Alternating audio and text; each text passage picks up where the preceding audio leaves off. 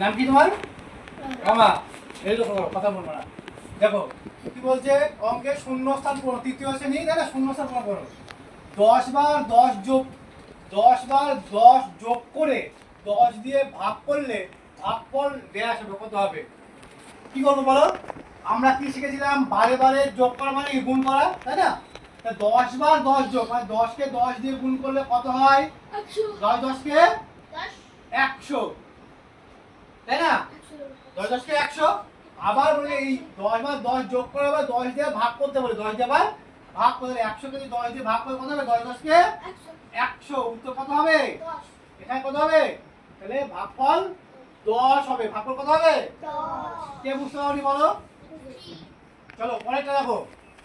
44 টাকা 4 পয়সা কত পয়সা? 44 টাকা মানে কি আমরা জানি 1 টাকা সমান সমান 100 পয়সা, 1 টাকা সমান সমান 100 পয়সা। তাহলে 44 কে তাহলে আমরা কি করব? গুণ 100, তাই না? তাহলে 4400 পয়সা হবে, তাই না? আবার বলতে কি আবার 4 যোগ 4 পয়সা, 4 যোগ করলে কত হবে? 4404। এইটা হলো উত্তর। বোঝা গেছে না বোঝা যায়নি? তাহলে 4404 এত পয়সা। বুঝতে পেরেছো?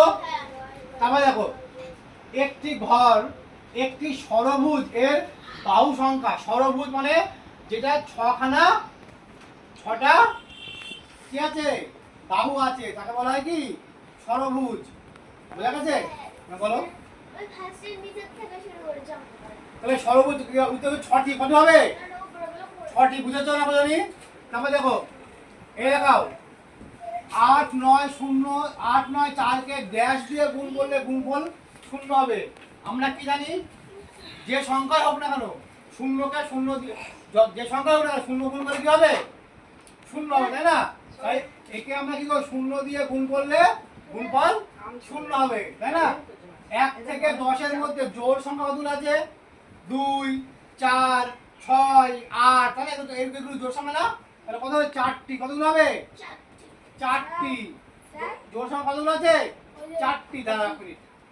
তারপরে দেখো 2 অঙ্কের ক্ষুদ্রতম বিজোড় সংখ্যা কত?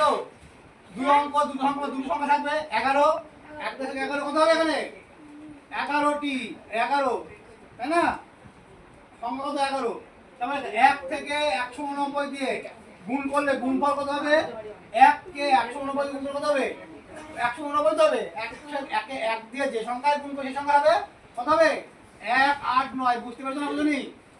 তারপরে দেখো 180 কে 9 দিয়ে ভাগ করো, কত ভাগ করো? 180 কে 9 দিয়ে ভাগ করো। 9 দুগুণে 18, তাই না? 0 0 কত হবে ওখানে? 20। কত হবে? 20। 1 2 3 4 5 6 কটা আছে?